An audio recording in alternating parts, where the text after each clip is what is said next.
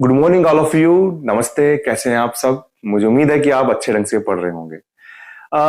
देखिए, हम जो भूगोल में पढ़ रहे हैं, कक्षा 12 के चैप्टर्स ले रहे हैं। तो पाठ नंबर 5 चल रहा था आपका। पाठ नंबर 5, पाठ का नाम है प्राथमिक व्यवसाय। हमने पढ़ा कि प्राथमिक, थोड़ा रिकॉल कर लेते हैं कि हमने पढ़ा कि प्राथमिक व्यवसाय क्या होता है कि जब प्रकृति से पदार्थ, कोई प्रदत्त जो वस्तु होती है उसको सीधा ही हम उपभोग में ले लेते हैं, उसे हम प्राथमिक व्यवसाय कहते हैं। हमने आखेट भोजन संग्रहण पढ़ा। हम पशुचारण में आए थे। उसके बाद में हम आ गए कृषि के अंदर। कृषि के बड़े महत्वपूर्ण टॉपिक पढ़े हमने। जैसे इसमें हमने बात करें, हम इसमें बात कर सकते हैं कि जीवन निर्वाह कृषि पढ़ी, जीवन निर्वाह कृषि पढ़ी। इसके बाद में इसके दो आपने पढ़े, आदिमकालीन या फिर इसको स्थानांतरित कृषि भी कह सकते हैं, या फिर जलाव मतलब और काटो कृषि भी कह सकते हैं। फिर आपने पढ़ी गहन निर्वाह कृषि। इसके भी दो पढ़े आपने, गेहूं, और आपने पढ़ा यहाँ पर चावल, ये भी आपने पढ़ा। फिर इसके बाद में हमने पढ़ा वाणिज्य के पशुचारण पढ़ लिया आपने। ठीक है। अब इसमें हम अगला टॉपिक पढ़ेंगे, इसके अंदर आगे आएंगे हम। तो देखिए, मैंने बताया था कृषि का रूप हो या व्यवसाय का रूप हो, क्षेत्र के हिसाब से बदलता रहता है। हमने वाणिज्य पशुचारण पढ़ा, यूरोपियन देशों में पढ़ा। तो एक कृषि का प्रकार और आता है कि जब मनुष्य ने देखा कि मैं अब पहले पशुपालन कर रहा था, फिर वो कृषि पर आ गया है। हाँ, तो आपके दिमाग में आया सर पशुपालन को तो बंद कर दिया गया। नहीं, फिर ऐसा किया गया, उन्होंने सोचा कि क्यों नहीं ऐसा हो सकता है कि हम पशुपालन भी एक साथ कर लें और कृषि कार्य भी एक साथ कर लें। तो एक कृषि का एक रूप आता है जिसको हम कहते हैं मिश्रित कृषि। क्या कहते हैं? मिश्रित कृषि। अब ये कृषि कैसे है? पहली बात तो ये कृषि, ये कहां की रहती थी? ये यूरोपीय देशों में व विकसित क्षेत्रों में, है ना, विश्व के जो विकसित क्षेत्र हैं वहां पर, यूरोपीय देशों में व विकसित क्षेत्रों में अधिक पूंजी व तकनीक के निवेश से की जाती थी। अब यहां पर बात उठती है कि विकसित क्षेत्र क्या है। आप विकसित क्षेत्र हमेशा याद करना, इसमें आपके पास में आएंगे तो आपका उत्तर अमेरिका का पूर्वी क्षेत्र, उत्तरी अमेरिका का पूर्वी क्षेत्र, ये इसमें आएगा। दूसरा आपका आएगा उत्तरी पश्चिमी यूरोप, जो वहां के फ्रांस है, जर्मनी है, वो सब क्षेत्र इसमें आ जाएंगे। तो जैसे मैं आपको नक्शे में इसको बताऊं अभी, तो आप समझिए, मैं बात कर रहा हूं आपसे, एक तो अमेरिका का ये पूर्वी वाला क्षेत्र, ये कनाडा भी ले सकते थोड़ा बहुत, ये वाला क्षेत्र, और एक उत्तरी पश्चिमी यूरोप। फिर आप नॉर्वे, स्वीडन भी ले सकते हैं, यूरोप में ऑस्ट्रेलिया भी आ जाएगा थोड़ा, लेकिन आपका ये क्षेत्र आएगा क्योंकि ये क्षेत्र बहुत विकसित है। और आपको पता भी होगा, मैंने पिछली क्लास में बताया आपको कि उत्तरी पश्चिमी जो यूरोप के जो आपके देश हैं, पुर्तगाल है, स्पेन है, फ्रांस है, यहाँ पर जब जनसंख्या ज्यादा होने लगी, क्षेत्र कम पड़ने लगा, तो इन्होंने प्रवास किया था यहाँ पर। तो यहाँ अपनी तकनीक लेकर आए, अपनी जो कौशल लेकर आए, जिससे ये क्षेत्र भी विकसित हो गया। तो बेसिकली ये क्षेत्र विकसित किसने किया है? इन्होंने किया। ये प्रवास वाले चैप्टर में हम पढ़ेंगे। तो इन दो तीन क्षेत्रों के अंदर हम क्या पढ़ेंगे? हमने देखा मिश्रित कृषि। तो मिश्रित कृषि कहाँ है? यूरोपीय देशों और विकसित क्षेत्रों जैसे उत्तरी अमेरिका का पूर्वी क्षेत्र व उत्तरी पश्चिम यूरोप में अधिक पूंजी व तकनीक के निवेश से की जाने वाली एक कृषि का प्रकार है। और इसमें क्या खास बात है? यहां पर खास बात है कि यहां पर पशुपालन व कृषि को समान महत्व दिया जाता है। आप ये मत सोचिए कि सर ऐसा तो हम भी पशु पालते हैं, घर पे हमारे भी दो गाय एक भैंस है, वो आपका मिश्रित कृषि में नहीं आएगा, क्योंकि वहां पर आपका उद्देश्य इतना उस स्तर पे नहीं कर रहे हैं आप, है ना। तो वो आपके एक घरेलू आवश्यकताओं की पूर्ति के हिसाब से आएगा। तो पशुपालन व कृषि को समान महत्व दिया जाता है, ठीक है ना। और यहां पर समझ गए आप। और यहां पर क्या होगा? जो अपनी कृषि होगी, उस कृषि के अंदर यहां पर गेहूं, जौ, चना, और साथ में जब पशु कर रहे हैं तो चारे को भी उगाया जाता है। तो आप समझ गए होंगे क्या परिभाषा बनी। परिभाषा ये बनी कि यूरोपीय देशों और विकसित क्षेत्रों के अंदर, जिसमें उत्तरी अमेरिका का पूर्व क्षेत्र उत्तरी पश्चिम यूरोप है, अधिक पूंजी व उच्च तकनीक के निवेश से जो कृषि प्रणाली अपनाई गई, उसे हम मिश्रित कृषि कहते हैं। नाम से स्पष्ट होगा, मिश्रित कृषि। दो नाम आ रहे हैं, पशुपालन आ रहा है और कृषि आ रही है ना। यहाँ पर पशुपालन और कृषि को समान महत्व दिया जाता है। और इसमें जो फसल है वो गेहूं, जौ, चना और चारा भी है। चारा क्यों? पशुओं के लिए। देखिए इस कृषि की विशेषता क्या है, विषय की विशेषता भी देखें हर की है। इस कृषि की विशेषता यहाँ ये है कि यहाँ पर भूमि की उर्वरता को बनाए रखने के लिए, भूमि की उर्वरता कर सकते हैं आप, मिट्टी की उर्वरता कर सकते हैं को बनाए रखने के लिए सस्यावर्तन को, किसको, सस्यावर्तन को, सस्यावर्तन क्या आता है। प्लस आप इसमें कर सकते हैं कि आप इसमें यहां पर करेंगे रासायनिक उर्वरक, रासायनिक उर्वरक व अधिक पूंजी है ना, व उच्च मशीनीकृत कृषि व्यवस्था को अपनाया जाता है, तो ये विशेषता हो गई इसकी, इस कृषि की विशेषता हो गई कि भूमि की उर्वरता को बनाए रखने के लिए सस्यावर्तन। अब सस्यावर्तन का मतलब क्या होता है, देखो सस्य का मतलब होता है फसल, आवर्तन का मतलब आप हिंदी में पढ़ेंगे बदलना, यानी बदल बदल कर फसल बोते हैं। आपको पता है ऐसे गेहूं भी है, खाद्यान्न फसल भी, चारा उगाया जा रहा है ना, तो फसलों को बदल बदल कर बोया जा रहा है जिससे मिट्टी की उर्वरता समाप्त नहीं हो।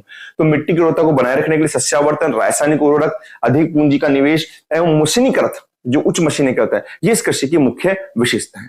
तो आपने मिश्रित कृषि समझ ही गए होंगे आप। अब देखिए इसमें कृषि का एक अगला रूप हो रहा था जो बड़ा विशिष्ट रूप, जो अब हम पढ़ेंगे रोपण कृषि। क्या होती है रोपण कृषि, जो नेक्स्ट है। देखिए रोपण कृषि को समझने से पहले थोड़ा सा हमको इतिहास में चलना पड़ेगा कि रोपण कृषि ये करता कौन है और कहां पर होती है। आप थोड़ा सा समझिए, इसमें हम इसको नक्शे में देखेंगे तो हमको पता है, आपने इतिहास में पढ़ा होगा कि जो हमारे साम्राज्यवादी देश रहे, यूरोपियन कंट्री रही है, जैसे आपके पुर्तगाल है, स्पेन है, फ्रांस है, इंग्लैंड है, इन्होंने क्या किया कि जब ये व्यापार, जब समुद्री मार्ग से कुछ देशों की खोज करी थी, वहां पर गए, भारत गए, ब्राजील गए, अफ्रीका में गए, तो वहां पर देखा उन्होंने उष्ण कटिबंधीय क्षेत्रों में कुछ ऐसी फसल उगती है जो वहीं पर उग रही है। अब उन्होंने सोचा कि क्यों नहीं हम यहाँ पर अधिक पूंजी का निवेश कर, तकनीक कर, यहाँ पर बागान लगा दे, क्योंकि हमको सस्ते मजदूर भी मिल जाएंगे और जमीन का बड़ा भाग भी मिल जाएगा। तो इस तरीके से उन्होंने रोपण कृषि की शुरुआत करी। तो रोपण कृषि की बात करें तो ये करता कौन है, ये कर रहे हैं यूरोपीय देश। कौन कर रहे हैं, यूरोपीय देश कर रहे हैं। ये यूरोपीय देश यानी हम इसको कह सकते हैं साम्राज्यवादी देश। कहां पर कर रहे हैं, ये उपनिवेश क्षेत्रों में कर रहे हैं। कहां कर रहे हैं, उपनिवेश क्षेत्रों में कर रहे हैं। उपनिवेश क्षेत्रों का मतलब आप भारत ले सकते हैं, आप इसमें ब्राजील या श्रीलंका ले सकते हैं, आप इसमें ब्राजील ले सकते हैं, और भी देश है, फिलीपींस है, आप इंडोनेशिया, काफी देश ले सकते हैं। तो यूरोपीय देशों ने उपनिवेश क्षेत्रों में, तो परिभाषा को याद करने का तरीका बता रहा हूं, रटा नहीं रहा हूं, कि यूरोपीय देशों ने उपनिवेश क्षेत्रों में, है ना, आप इसमें कर सकते हैं अधिक लाभ कमाने के उद्देश्य से, अधिक लाभ कमाने के उद्देश्य से अधिक पूंजी व उच्च तकनीक का निवेश कर जिस कृषि प्रणाली को करना शुरू किया, उसे ही हम रोपण कृषि कहते हैं। तो आप समझ रहे होंगे कृषि करते कौन है, यूरोपीय देश कर रहे हैं। कहां करते हैं, उपनिवेश क्षेत्रों में कर रहे हैं। उद्देश्य क्या है, अधिक लाभ कमाना है। क्या कर रहे हैं, किस प्रकार विशेषता है, अधिक पूंजी व उच्च तकनीक का निवेश कर रहे हैं। अब सवाल ये उठता है कि कृषि यहीं पर क्यों की जा रही है, तो हम इसकी विशेषता की बात करेंगे। भाई उपनिवेश क्षेत्रों में क्यों जा रही है, तो वो विशेषता तो पहले ही है कि इसमें एक फसल का उत्पादन किया जाता है, एक फसल का उत्पादन किया जाता है। जैसे मान लीजिए आपने चाय का ले लिया, तो चाय के बागान ही होंगे। अगर आप अगर केला ले लेंगे तो केले के बागान होंगे, अगर नारियल लेंगे तो नारियल के बागान। फिर आप पूछेंगे सर मनीष सर, आप तो ये तो बताइए कि ये इसने उपनिवेश क्षेत्रों को क्यों चुना, और किसी क्षेत्र को चुन लेते। भाई इसको चुनने का कारण ये रहा, भारत जैसे देशों को, श्रीलंका जैसे देशों को, कि यहां पर क्या मिल रहे थे, सस्ते श्रमिक या सस्ते मजदूर मिल रहे थे, सस्ते श्रमिक मिल रहे थे, और एक बड़ा क्या मिल रहा था, कृषि क्षेत्र मिल रहा था, एक बड़ा कृषि क्षेत्र भी यहां पर मिल रहा था। तो इस कारण ये कृषि यहां पर की गई, ये विशेषताओं के अंदर आ जाएगा। तो आप समझ चुके हैं कि यूरोपीय देशों के द्वारा की गई है, उपनिवेश क्षेत्रों में की गई। अच्छा, अब देखिए आप कि ये कृषि जो है वो जिन जिन देशों में की गई है, कौन कौन से इसमें यूरोपीय देश थे, कौन से उपनिवेश देश थे, और कौन सी फसल की गई है। तो हम इसको थोड़ा सा एक चार्ट के माध्यम से क्या करेंगे, जैसे यूरोपीय देश, और हम ये बात करें, इन्होंने कहा उपनिवेश क्षेत्र, ये वाला क्षेत्र, और फसल कौन सी है वो देखो, या हम इसकी बागान कह सकते हैं। बेटा बागान ज्यादा अच्छा रहेगा, कौन से बागान लगाए। तो यूरोपीय देश में हम लेते हैं फ्रांस, फ्रांस ने जो चुना गया जो उपनिवेश क्षेत्र था वो था पश्चिमी अफ्रीका। पश्चिमी अफ्रीका, अफ्रीका का पश्चिम भाग। और यहां पर इन्होंने लगाए कॉफी और कोको। कोको भी एक पेय पदार्थ होता है ना, उसके क्या लगाए, बागान लगाए, कॉफी और कोको के। इसके अलावा ब्रिटेन लेंगे हम। ब्रिटेन ने तो पूरे विश्व में अधिकतर भागों में उसने अपना उपनिवेश बनाया था। तो भारत प्लस श्रीलंका यहां पर इन्होंने लगाए चाय के बागान। किसके बागान लगाए? चाय के बागान लगाए। इसके अलावा मलेशिया में इन्होंने रबर के बागान लगाए। किसके लगाए? रबर के बागान लगाए मलेशिया में। और पश्चिमी द्वीप समूह यहां पर इन्होंने पश्चिमी द्वीप समूह के अंदर किसके बागान लगाए? यहां पर लगाए गन्ना प्लस केले के। तो ये बागान लगाए गए हैं यूरोपीय देशों के द्वारा। तो आपसे पूछ सकता है कि यूरोपीय कृषि में यूरोपीय देशों ने कहां पर बागान लगाए, किन क्षेत्रों में किया, किस प्रकार से उन्होंने यूरोपीय कृषि को बढ़ाया, तो आप ये नाम लिख सकते हैं। अच्छा, इसमें एक चीज और आएगी, एक नाम आएगा जो काफी अच्छा है। 2 नंबर का 1 नंबर का क्वेश्चन बनता है कि फैजेंडा क्या है। तो फैजेंडा क्या है कि जो ब्राजील जो उपनिवेश था, ब्राजील में लगाए गए कॉफी के बागानों को क्या कहते हैं? फैजेंडा कहा जाता है। या आप लिखते हैं यूरोपीय देशों के द्वारा उपनिवेश ब्राजील में लगाए गए कॉफी के बागानों को क्या कहेंगे? आप फैजेंडा कहेंगे। आपको ये याद रहना चाहिए। तो आप समझ चुके हैं कि रोपण कृषि क्या होती है। अब देखो, रोपण कृषि के बाद में हम इसमें अगला जो पढ़ेंगे वो है डेयरी कृषि। अगली जो हम पढ़ेंगे डेयरी कृषि। तो देखिए, आप डेयरी कृषि के अंदर अगर हम जाएं तो आप इसमें यूं समझिए कि हमने मिश्रित कृषि पढ़ ली। मिश्रित कृषि में हमने पढ़ा कि किस प्रकार से फसल जो होती है वो पशुपालन भी कर रहा है और कृषि भी कर रहा है। लेकिन वो डेयरी कृषि क्या है? विशुद्ध रूप से एक पशुओं के लिए कृषि है। इसमें क्या होता है कि पशुओं से जो प्राप्त जो दुग्ध उत्पाद होता है, जैसे मान लीजिए दूध है या फिर उनसे बना के मक्खन है, पनीर है, दही है, उनको बेचा जाता है। अब आप बोलेंगे सर ये तो हमारे यहाँ भी होता है। लेकिन बेटा मैं फिर कहूंगा कि मानसूनी एशिया जो जनसंख्या के कारण यहां पर इसको कृषि के रूप में नहीं अपनाया गया है, ये एक सामान्य व्यापार के रूप में है। तो अगर डेयरी कृषि की बात करें तो आपको पुनः कहां जाना पड़ेगा? यूरोपियन कंट्री में जाना पड़ेगा। तो डेयरी कृषि कहां पर की जाती है मुख्यतः? अगर बात आए तो डेयरी कृषि जो है वो यूरोपीय देशों व विकसित क्षेत्र जो है, विकसित क्षेत्र में आपको नाम बता रखा हूं मैं। एक तो है आपके अमेरिका का पूर्वी क्षेत्र, दूसरा आप ले सकते हो उत्तरी पश्चिमी यूरोप, और तीसरा आप ले सकते हो इसमें ऑस्ट्रेलिया प्लस न्यूजीलैंड। तो ये डेयरी कृषि यूरोपीय देशों जैसे विकसित क्षेत्रों में अमेरिका का पूर्वी क्षेत्र, उत्तरी पश्चिमी यूरोप, ऑस्ट्रेलिया और न्यूजीलैंड में की जाती है। आप ये बात समझ गए होंगे। इसके अलावा आप इसमें कर सकते हैं कि क्या किया जाता है इस कृषि में पशुओं के स्वास्थ्य, उनके प्रजनन, मतलब आप उनके स्वास्थ्य का ध्यान रखेंगे, उनके प्रजनन का ध्यान रखेंगे, उनकी चिकित्सा का ध्यान रखकर दुग्ध व डेयरी उत्पादों का, डेयरी जो है प्रोडक्ट है उनका उत्पादन किया जाता है। ठीक है ना। तो डेयरी कृषि क्या हो गई? डेयरी कृषि यूरोपीय देश विकसित क्षेत्रों में की जाती है। इस कृषि में पशुओं के स्वास्थ्य, प्रजनन, चिकित्सा का भी ध्यान रखना पड़ता है। ऐसा नहीं है कि उनको उद्देश्य दूध ये प्राप्त करना होता है, उन पशुओं की बड़े अच्छे ढंग से देखभाल करते हैं तो दुग्ध व डेयरी का उत्पादन किया जाता है। अच्छा, खास बात क्या है इसमें, विशेषता क्या है? मैं हर चीज में विशेषता की बात कर रहा हूं। इसकी विशेषता यह है कि जो डेयरी कृषि की जाती है वो हमेशा जो शहरी बाजार होता है यानी शहर होता है उसके निकटतम क्षेत्रों में ही की जाती है। कहां की जाती है? निकटतम क्षेत्र में की जाती है। क्यों? क्योंकि इससे जो तैयार जो प्रोडक्ट होता है, डेयरी उत्पाद होता है, उसको शीघ्र कहां भेजना है? बाजार में भेजना है। कहां भेजना है? बाजार में भेजना है। अगर ये दूर होंगे तो बाजार में पहुंचाने में क्या हो जाएगा बेटा? ये क्या हो जाएंगे? खराब हो जाएंगे, और खराब हो जाएंगे तो उसका उचित मूल्य या मूल्य मिलेगा ही नहीं। इसलिए इनको हमेशा शहर या बाजार के निकट में इनको लगाया जाता है। तो देखिए, आपने डेयरी कृषि पढ़ी। डेयरी कृषि के क्षेत्र भी हम आपको नक्शे में बता चुके हैं। ये वही क्षेत्र आएंगे जो आपके विकसित आते हैं। डेयरी कृषि के प्रमुख क्षेत्र जो है वो 3 क्षेत्र ले सकते हैं। एक तो अमेरिका का जो पूर्वी भाग है वो, एक आपका पूरा उत्तरी पश्चिमी यूरोप है जो, और एक आपका ऑस्ट्रेलिया और न्यूजीलैंड। अब हम नई कृषि को पढ़ेंगे। मैंने बताया अब पूरे क्षेत्र विशेष के आधार पर, एक क्रिया के आधार पर किस प्रकार की कृषि कर रहे हैं उसके आधार पर प्रसिद्ध है।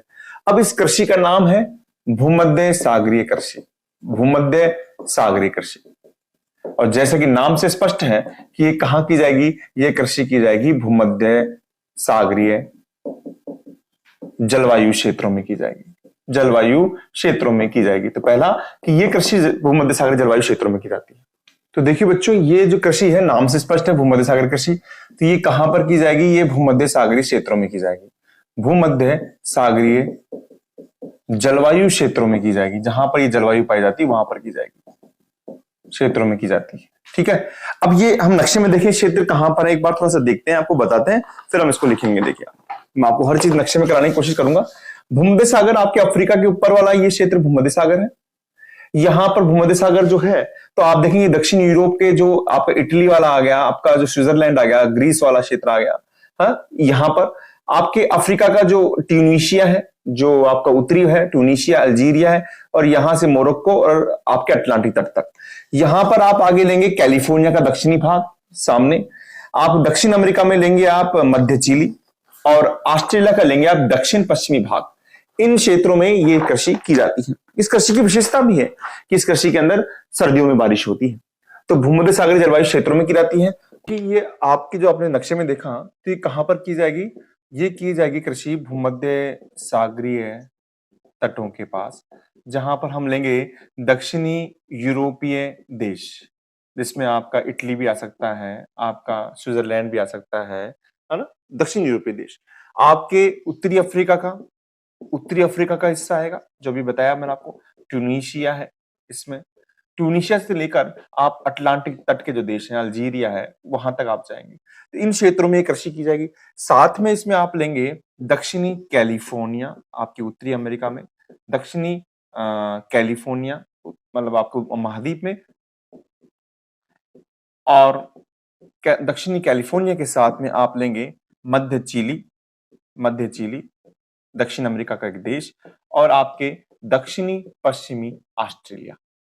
ये जो क्षेत्र है, ये आपका भूमध्य सागरीय जलवायु क्षेत्र आता है, भूमध्य सागरीय विशेषता पाई जाती है। यहाँ पर विशेषता ये होती है कि सर्दियों में बारिश होती है, और आपने जो सर्दी में हमारी बारिश होती है, जो मावठ के रूप में होती है, वो भी हमारी यहीं से होती है, वो बाद में पढ़ेंगे हम।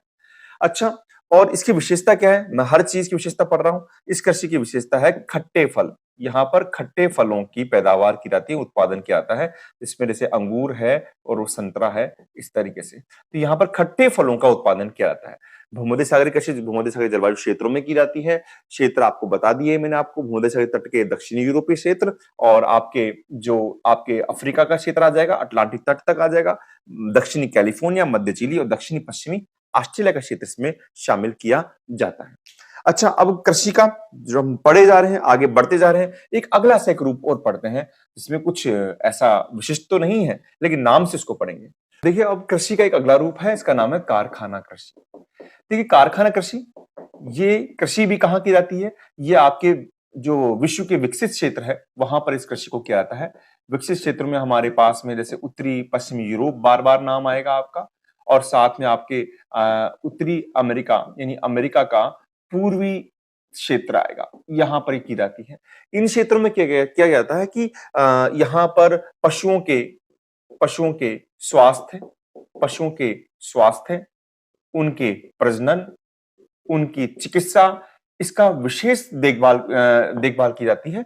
और यहाँ पर कारखाने यानी एक क्षेत्र होता है, उस कारखाना में जो बना उत्पाद होता है, यानी जो खाद्य पदार्थ होता है, खाद्य उत्पाद होता है, उसी पर ही इन पशुओं को रखा जाता है, उनको ध्यान रखा जाता है। यानी एक समझ लीजिए, कारखाना कृषि एक ऐसा क्षेत्र होता है जहां पर पशुओं को रखा जाता है, उनके स्वास्थ्य की, उनकी चिकित्सा की, उनकी प्रजनन की विशेष देखभाल की जाती है, और साथ में ही वहीं पर बने उत्पाद को, वहीं पर बने जो खाद्य होता है, वहीं पर बने जो भोजन होता है, उसको उन पशुओं को खिलाया जाता है। तो एक तरीके से कारखाना के हिसाब से काम किया जाता है। नाम कृषि है, लेकिन ये संबंधित किससे है, पशुओं से है, ये आप समझिए आप। अच्छा, फिर एक और रूप आता है। देखिए, आपको ये बड़ा इंटरेस्टिंग हो जा रहा है कि आप कृषि के रूप बदलते जा रहे हैं। अगला जो रूप आता है, उसका नाम है सब्जी कृषि, या फिर इसका नाम है फल कृषि, या फिर इसका नाम है उद्यान कृषि। देखिए, आप चाहे सब्जी की बात करें, चाहे फल की बात करें, चाहे फूल की बात करें, ये सब उत्पाद जो होते हैं, ये जल्दी खराब होने लगते हैं। अगर इनको मतलब इनको अगर आपने समय पर अगर आपने बाजार में मार्केट में नहीं पहुंचाया तो चीजें खराब हो जाती है। तो ये कृषि कहाँ की रहती है? तो आप सबसे बड़ी बात है कि यह कृषि नगरों के पास, नगरों के पास,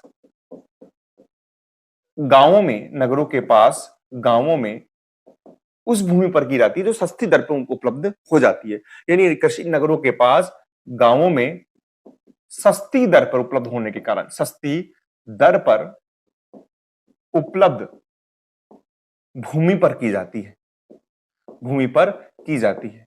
और इसमें ट्रकों के द्वारा या फिर कोई बसों के द्वारा 24 घंटे के अंदर, 24 घंटे के अंदर इन सामानों को यानी सब्जी को, फल को और फूलों को कहां पहुंचा जाता है? बाजारों तक पहुंचाया जाता है। कहां पहुंचा जाता है? बाजारों तक पहुंचाया जाता है। तो ये कृषि क्या है? सब्जी कृषि, फल कृषि, उद्यान कृषि क्या है? ये कृषि नगरों के पास गांवों में, गांवों के उन क्षेत्रों में की जाती है ना, सस्ते दर पर आपको जमीन उपलब्ध हो जाती है और यहां पर ट्रकों के द्वारा सब्जी, फल, फूल को 24 घंटे के अंदर बाजारों तक पहुंचाया जाता है। जैसे आप इसमें थोड़ा सा पढ़ेंगे, जैसे नीदरलैंड है, नीदरलैंड जो आपके यूरोप का क्षेत्र है, वहां पर ट्यूलिप पुष्पों की कृषि की जाती है। तो ट्यूलिप जो आपका पुष्प उद्योग है, वो क्या है? जो ट्यूलिप पुष्प है उनको कहां पर भेजा जाता है? शहरों में भेजा जाता है, शहरों में भेजा जाता है। तो ट्यूलिप जो पुष्प है वो कहां पर है? नीदरलैंड के अंदर है। तो ये आपकी सब्जी सब्जी कृषि होगी, फल कृषि होगी, उद्यान कृषि होगी।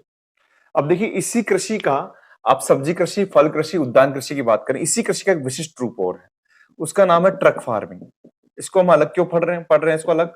ट्रक फार्मिंग को अलग इसलिए पढ़ रहे हैं क्योंकि इसमें क्या होता है, पहली बात तो इस कृषि का विकास हुआ है यूएसए में, अमेरिका में। इसमें क्या होता है? ट्रकों के माध्यम से शीघ्र खराब होने वाली वस्तुएं, शीघ्र खराब होने वाली वस्तुएं, जिसमें सब्जी, फल, उद्यान तो हो ही सकते हैं, लेकिन जो दुग्ध संबंधी है या डेयरी संबंधी प्रोडक्ट है उनको शीघ्र कहां पहुंचा जाता है? बाजारों में पहुंचाया जाता है। इसलिए इस कृषि को ट्रक फार्मिंग कहते हैं, जिसका आविष्कार यूएसए में हुआ था। ये प्रश्न आता है। अब कृषि में सबसे अंतिम जो बच रहा है और बहुत ही महत्वपूर्ण है, उस कृषि को हमको पढ़ना होगा। और मैं आपको इस कृषि को थोड़ा सा मैं दोनों तरीके से बताना चाहूंगा, दोनों को एक साथ लेकर बताना चाहूंगा। एक कृषि है आपकी सहकारी कृषि, सहकारी कृषि, और कृषि का दूसरा जो रूप है वो है सामूहिक कृषि। अब आप इसको समझिए क्या होता है। देखिए सहकारी कृषि, सामूहिक कृषि को समझिए, मैं वैसे अलग अलग बताऊंगा लेकिन आपको दोनों को एक साथ लेकर इधर बता रहा हूं जिससे कि आप दोनों समझे एक बात।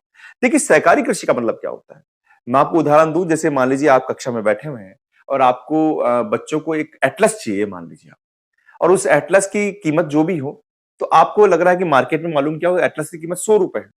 लेकिन आप सोच रहे हैं कि यार हमारा उद्देश्य भी एक है कि हमको एक एटलस खरीदना है, और लेकिन हमको थोड़ा फायदा भी चाहिए। तो आप क्या करेंगे? सभी 40 बच्चे, जो भी बच्चे हैं आप, वो सभी बच्चे एक साथ एटलस को लेंगे, और हो सकता है और होगा भी कि वो एटलस आपको 100 की जगह 90 में, 80 में मिल जाएगा, यानी आपको लाभ हो जाएगा। समझ रहे हैं आप? तो यानी आपने क्या किया, एक एक संगठन बना लिया और एक साथ जाकर आप वो एटलस लेकर आ रहे हैं। तो वही चीज आपकी कृषि पर लागू होती है। इसमें क्या होता है कि कुछ किसान मिलकर मिलकर समान उद्देश्य के लिए, समान उद्देश्य के लिए अधिक लाभ कमाने हेतु, अधिक लाभ कमाने हेतु एक संस्था बनाकर कृषि कार्य करते हैं, कृषि कार्य करते हैं। तो उसे हम क्या कहते हैं? सहकारी कृषि कहते हैं। आपने सुना भी होगा, आपके गांव में भी होता है कि कोई बीजों की दुकान है तो सहकारी बीज संस्था संगठन होता है, या कोई दूध के लिए होता है, तो ये सहकारी कृषि कहलाता है। इसमें लेकिन इसमें चीज अब देखिए आप, इसमें क्या होता है कि जो संस्था बनती है, एक जो सहकारी संस्था बनती है, वो मिलकर क्या करती है, वहां पर जो कृषि यंत्र होते हैं, पूरे जो जितने भी सहकारी कृषि में जितने भी सदस्य हैं, जो भी सदस्य हैं, वो क्या करते हैं? कृषि यंत्र हो गए या फिर खाद हो गई या फिर बीज हो गए, उनको एक साथ खरीदते हैं, एक साथ खरीदते हैं, जिससे क्या होती है, वो उनको सस्ते दाम पर मिल जाती है ना। लेकिन इनका जो कृषि क्षेत्र होता है, प्रत्येक किसान का जो कृषि क्षेत्र होता है, वो क्या होता है? अलग अलग होता है, अलग अलग होता है। यानी इनका जो लाभ या जो हानि होगी वो क्या होगी, व्यक्तिगत होगी। वो क्या होगी, व्यक्तिगत होगी, सामूहिक नहीं होगी। समझ रहे हैं आप? तो यानी कुछ किसान मिलकर समान उद्देश्य के लिए अधिकतम लाभ कमाने हेतु एक संस्था बना लेते हैं। जैसे आप एटलस खरीदने चले गए, लेकिन अब मान लीजिए कि कोई एटलस खराब आ जाए, फटा हुआ आ जाए, आपने ले लिया है तो वो आपका है। उसी प्रकार इसमें कृषि यंत्र, खाद व बीज खरीद रहे हैं और सस्ते दाम पर मिल रहा है, और प्रत्येक किसान का कृषि क्षेत्र इसमें अलग होता है। लाने के बाद वो खेती अपने अलग अलग करते हैं, जो लाभ और हानि होता है वो भी व्यक्तिगत होता है। अब इसके अंदर ये जो कृषि है, ये जो सहकारी कृषि है, ये कहां पर शुरू हुई है? ये आपकी यूरोपीय कंट्री में, जैसे डेनमार्क है, नीदरलैंड है और बेल्जियम है, इन क्षेत्रों में ये शुरू हुई थी। और लेकिन सबसे ज्यादा सफलता इसको डेनमार्क में मिली है। कहां पर मिली है? डेनमार्क में सबसे ज्यादा सफलता मिली है। आपको ध्यान रखना है, यूरोपीय कंट्री में। और आपको नक्शे में इन चीजों को ढूंढना भी है। मैं आपको नक्शे में एक बार अलग से क्लास में बताऊंगा, लेकिन आपको खुद को इन देशों को ढूंढना। अब बात यह सामूहिक कृषि। देखिए सामूहिक कृषि क्या होती है, सामूहिक कृषि क्यों शुरू की गई? सामूहिक कृषि शुरू की गई, ये पहली बात तो ये शुरू की गई आपके रूस के अंदर। और ये क्यों शुरू की गई? कृषि की दशा को सुधारने के लिए। कृषि की दशा को सुधारने के लिए व उत्पादन में वृद्धि के लिए, उत्पादन में वृद्धि के लिए रूस में इस कृषि की शुरुआत की गई। इस कृषि की शुरुआत की गई है कृषि की दशा को सुधारने के लिए, वह उत्पादन में वृद्धि के लिए। और रूस में इसको क्या कहते हैं? कोल्ख कोल्ख खोज कहते हैं। रूस में क्या कहा जाता है इसको? कोल्ख खोज कहा जाता है। तो हम ये समझते हैं कि ये जो कृषि करी है, आपने समझ लिया, कृषि की दशा सुधारने के लिए, उत्पादन में वृद्धि करने के लिए रूस में कृषि शुरू की गई, कोलखज कहते हैं। लेकिन ये यहां पर कैसे कर रहे हैं कृषि? देखिए आप, जैसे बड़ा खेत है ना, तो यहां पर क्या है, जैसे मान लीजिए कोई किसान है, जैसे मान लीजिए यहां पर ए है, किसान बी है, सी है, डी है। इन्होंने तय किया कि हम सामूहिक रूप से कृषि करेंगे, तो इन्होंने अपनी पूरी जो जमीन है वो एक साथ, मतलब इन्होंने सोच लिया कि एक साथ हम उसको जोतेंगे। और साथ में इन्होंने क्या किया कि हम जो खाद है या फिर बीज है या भी जो कृषि यंत्र है वो भी एक साथ परचेज करेंगे, एक साथ खरीदेंगे, जिससे कि पैसा भी कम बचेगा, पैसा भी कम लगेगा, सॉरी, और पैसा बचेगा। अब इन्होंने क्या किया, कृषि करना शुरू कर दिया है। तो यहां पर जब कृषि इनकी सामूहिक है, तो बताइए जो लाभ और जो हानि होगी वो भी क्या होगी, सामूहिक होगी। यानी उसका जो दायित्व होगा वो संपूर्ण समाज का होगा, संपूर्ण किसान का, इसमें जो किसान होंगे वो सारा होगा, यानी समाज का इसमें लाभ और हानि सबकी समान होगी। समझ रहे हैं आप? तो यहां पर ये कृषि करेंगे, एक साथ करेंगे और एक साथ इस कृषि को करेंगे। लेकिन फिर भी क्या होता है, इसमें जो भी किसान होता है, जैसे मान लीजिए मैं हूं, अब मैंने अपनी जमीन दे दी आपको कि भैया आप कृषि कर लीजिए साहब, आपने भी कह दी, किसी ने भी कह दी। लेकिन मुझे अगर अपने पशुओं को रखना है या कुछ भी अपना जो अपने जो अपने जो जरूरी कार्य अपने को करने हैं, उसके लिए कुछ जमीन तो चाहिए। तो प्रत्येक किसान क्या कर लेता है, इस कृषि के अंदर अपने लिए व्यक्तिगत आवश्यकताओं के लिए कुछ भूमि को अपने पास में सुरक्षित रख लेता है ना, कुछ भूमि को अपने पास सुरक्षित रख लेता है। इसकी एक विशेषता है, ठीक है। और फिर बाद में जो भी लाभ हानि होती है खाद बीज कृषि यंत्र के साथ खरीदने के बाद में, वो सामूहिक होती है। तो मुझे उम्मीद है कि आपको समझ में आ गया होगा सहकारी कृषि, सामूहिक कृषि। सहकारी कृषि में हमने बताया कि कुछ किसान मिलकर समान उद्देश्य के लिए अधिकतम लाभ कमाने के लिए उद्देश्य से कृषि करते हैं। यहां पर कृषि का जो होते हैं, कृषि क्षेत्र समान जो खाद और बीज खरीदते हैं वो एक साथ खरीदते हैं, यहां भी एक साथ खरीदते हैं। लेकिन यहां पर कृषि जो करते हैं वो अलग अलग करते हैं, जबकि यहां कृषि एक साथ करी जाती है। एक अंतर है यहां पर। इसी कारण जो लाभ होता है वो व्यक्तिगत होता है, हानि जो व्यक्तिगत होती है इसमें सामूहिक रूप से होती है। ये डेनमार्क में सबसे ज्यादा फेमस है, जबकि ये मतलब विकसित हुई है, जबकि ये कृषि रूस के अंदर, जहां पर इसको कोल खोज कहा जाता है। तो मुझे उम्मीद है आपको समझ में आ गया होगा। इस यात्रा में हम हमने जो पढ़ा वो आखेट भोजन संग्रह से पढ़ा है, आपको पशुचारण पढ़ा है, और कृषि की आपको पूरी यात्रा करके लेकर आ गए। अब बचा है खनन कार्य, वो हम पढ़ेंगे नेक्स्ट चैप्टर के अंदर, और साथ में ही मैं पूरे चैप्टर को रिकॉल करूंगा। मुझे उम्मीद है कि आपको ये चैप्टर समझ में आया होगा। आप यूं ही साथ बने रहिए, और मैं इस चैप्टर को खत्म होने के बाद में आपको इसका टेस्ट भी उपलब्ध करा दूंगा। ओके बेटा, बेस्ट ऑफ लक, यूं ही पढ़ते रहिए। Thank you.